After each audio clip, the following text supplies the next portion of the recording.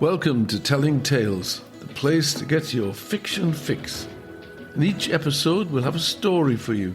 Maybe you'll find yourself in a far-flung corner of the world, or deep in the French countryside, or even on the banks of the River Tyne. We'll take you to places where the past and the present merge. Rocks talk, and a curry can kill you. Sometimes funny, sometimes dark, but always entertaining. Welcome to Telling Tales.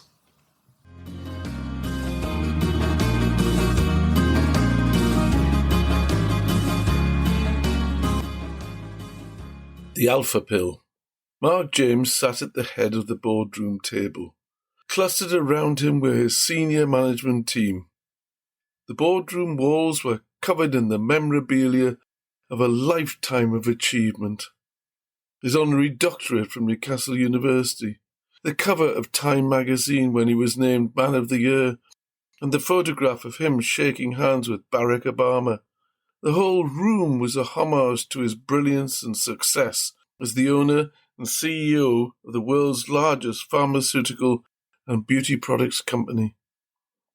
Mark tapped his water glass with his pen and the room fell silent. Let's get on with this. Pointed at the two people who sat at the far end of the table beside a very large computer screen which almost covered the wall. Okay, David, what have you got for us? And don't bore us all to death with page after page of charts. I have a busy day ahead of me, and you asked for this meeting, but there's been no agenda, no briefing document, so this better be good, or you're in big trouble. Mark's management philosophy was simple. He rewarded success and he punished failure. Dr. David Calder, the head of the pharmaceutical division, stood up. He was a man in his mid-50s, balding with piercing blue eyes. He glanced nervously about the room and began, "And no notes, please, and turn off your phones. What I'm about to tell you is top secret." There was a brief moment whilst the board members put down their pens and turned off their phones. Thank you. Now, simply put, we have developed a drug that will revolutionise not only our company, but the healthcare of every country in the world. This is not only a cure for obesity. It will also eradicate diabetes, hypertension, and chronic heart disease.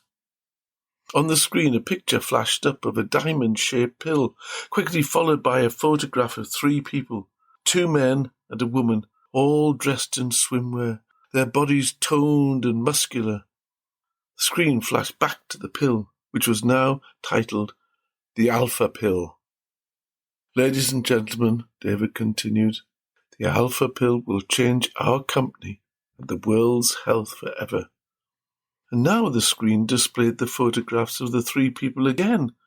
But now they were all clinically obese, rows of fat cascaded down, culminating in feet that were swollen with edema.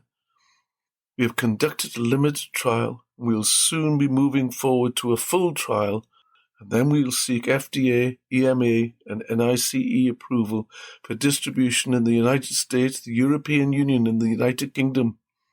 This photograph was taken 6 months before the other one. I can assure you they've not been doctored, and neither are they exceptional within the control group cohort. David continued. He looked around the table, and you could see that every single one of them had his attention. There's a reason there's no briefing paper or agenda. It's that this is so secret no one outside this room, even in my research team, doesn't have the full picture. Just Lucy Arthurs, our head of marketing, and myself. Lucy, can you give us the estimated projections on future earnings and profits? Lucy moved to the side of the screen and addressed the room.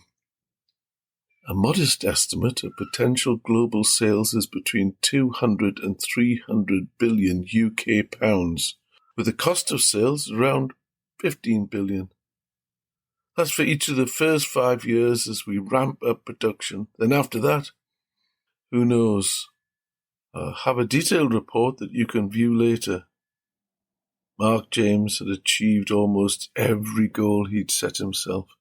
He was a global sensation, the boy from Newcastle who left school at 16 without a penny to his name. Dyslexic, dyspraxic, also the ability to problem solve like no other. He saw solutions where others saw only problems. He took companies on the brink of collapse and turned them into brand leaders.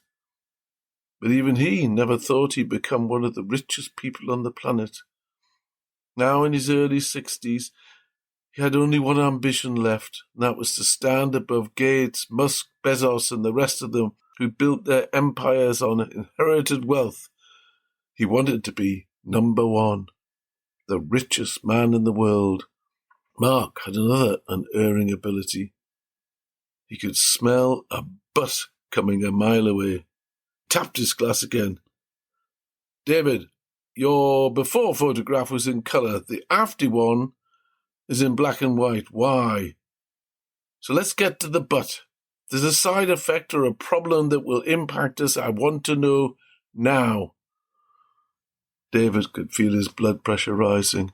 He continued. When we started to test this on the control group, we knew from our test on mice that it would affect the body's metabolic rate and would speed up the rate it consumed fat and would be an ideal slimming tablet. What we didn't realize was that it also impacted on the body's ability to turn fat into muscle. Each person in the control group was given an exercise regime, nothing too strenuous, slowly building over a 6-month trial. We quickly began to see how muscle tone was improving at a rate we'd never seen before. The liver and kidney function that in many of the control group was in a poor state had almost completely been restored to full health. Diabetes had disappeared. Circulation improved fantastically. Even blocked or clogged arteries had miraculously been cleared. Our doctors were astonished. These sort of recovery rates are unheard of. This drug will revolutionise public health and save a fortune in public health care costs. Mark banged his fist on the table. But. David cleared his throat. And the after picture of the 3 people turned to the screen, this time in colour. As you can see from this photograph, the drug turned the skin a light blue colour. There was an audible gasp around the table as all eyes turned to Mark. Before he could speak, John Turnbull, the group's chief financial officer, stood up. Why the hell are you wasting our time on this nonsense? No one's going to buy a drug, no matter how good, if it turns them blue. Mark raised his arm. John, please sit down for a moment. He turned to David. Is this effect temporary or permanent? Can we rejig the formula so it has all the good qualities, but just not the blue bit? Mark was desperate to find a solution, as he knew if this could work, he wouldn't be just one of the wealthiest people on the planet, he'd be the richest. David continued. The drug acts at a DNA level. It restructures the body's defense systems to repair the liver and kidney functions, to repress the appetite, which leads to overeating. As a byproduct, it generates a new type of hormone that has all the effects I've described, but it also turns the skin blue. We've tried everything we can to stop the skin discoloration, but if you take out that one step, none of it works. If it helps, skin might be a light blue colour, but it feels fabulous. After 6 months, there's no need for further treatment, and the benefits seem to be permanent. Mark stared at the screen, the whole room waiting for him to speak. John Turnbull grunted and turned and looked at him. Mark said, I've known David a long time, and I know he has an ace up his sleeve, or he wouldn't be standing there with that smug look on his face. I'll give him 1 more minute. David took a deep breath.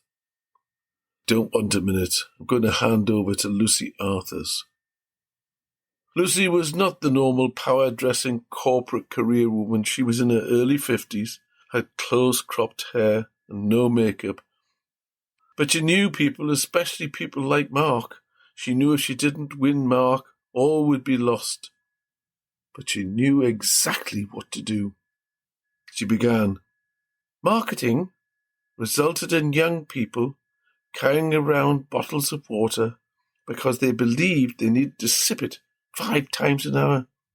It's marketing that has persuaded millions of women that fill it in their lips that makes them look like someone had punched them in the face is a great look.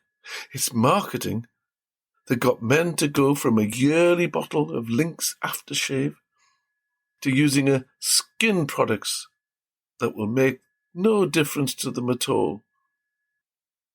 We persuaded a whole generation to pay fortunes to advertise our brand names on T-shirts, handbags, baseball caps, convincing them that blue skin is cool. It's as easy as selling the idea that hydrogenated vegetable oil tastes like butter. I have a marketing campaign. It'll have the obese queuing for hours to get the pill that makes them look like gods, even if it is a blue-skinned one. Mark nodded his approval. Everyone looked thrilled except John Turnbull. He remained stony-faced. Mark said, Lucy, this campaign better be good. Give me bullet points. A new chart flashed up on the screen. Lucy now knew she had Mark. She just needed to get the rest on her side, especially John. She knew Mark listened to him. He was the financial whiz-kid whose understanding of the money markets had driven the acquisitions that had driven the company's profits into billions. We start with the low-level influencers, she continued. Those greedy bastards would sell their own mothers for a foothold in our marketing budget. Then we move on to the celebs and the personalities. And here we have some ideas for our stealth marketing campaign. And she turned to the screen, was about to go on. Stop! John Turnbull stood up again and looked across the table at Mark. We need to stop this meeting, and I need to talk to you now. Mark scowled at him, but he had enough respect for John to realize something was seriously wrong. Mark said, Okay, everyone, take a break. Return in 15. There's coffee in the next room. No talking about what we've been discussing in front of anybody else. Remember, hush, hush. Once everybody was out of the room, he turned to John. Okay, John, what's all this about? John was shaking, his face pale. Mark, this is a disaster. Our business model on the pharmaceutical side is built around a very specific fact. More and more people are living longer and longer, and nearly all of them need long-term medication. They take daily doses of statins to control cholesterol levels, a combination of drugs to lower blood pressure, drugs to thin their blood to prevent strokes, and so many more. We make them all, and they drive our cash flow, they drive our profits, and they drive our expansion plans. We get massive loans from the banks, and we repay them from that guaranteed income. If this drug becomes commonly used, it has the effect they're predicting, we will lose that all. The alpha pill cures people. Once they find a way to stop the blue thing, and I know they will, then every health service, every government will want it. But once it's gone out into the general population... Mark placed his hand on John's arm. I see it too now. You're right, my friend, you're right, and I know exactly what to do. That night, a specialist cleaning firm took over the laboratory that designed the alpha pill. They took away the computers, files, specimens, and everything else associated with the project. All stocks of the drug were destroyed. All the staff were redeployed and signed non-disclosure agreements. In return, they got a large cash payout to keep them quiet. Lucy and David resigned. Mark paid them both a bonus of £5 million each for their signature on the NDA and their silence. After all, they were the only ones who knew everything about the alpha pill. On the terrace of their villa, on a rocky outcrop, looking down on the crystal-clear waters below Skiathos in Greece, David raised his glass of wine. Here's to us, Lucy. You saved our skins. As soon as we knew the alpha pill was useless, I was desperate.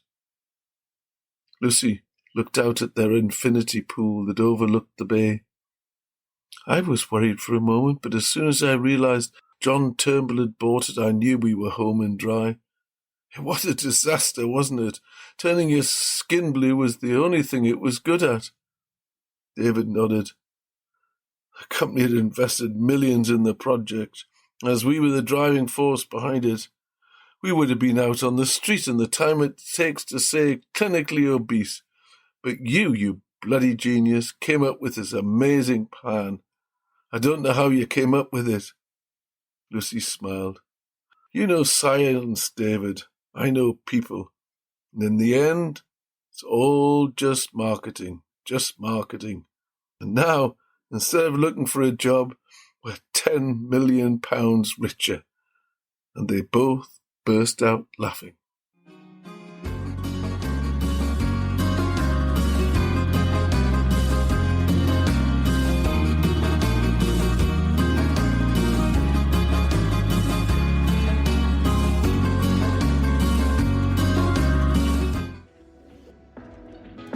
If you enjoyed this episode, then please support my podcast by buying me a coffee. It's £2 a cup. Click the heart logo in the top corner of the website page to donate. If you're on another podcast provider, then check out buymeacoffee.com and search for Jeff Price N3. Thank you. You can contact Telling Tales direct by emailing tellingtalesjeffprice@gmail.com. Until the next time, goodbye.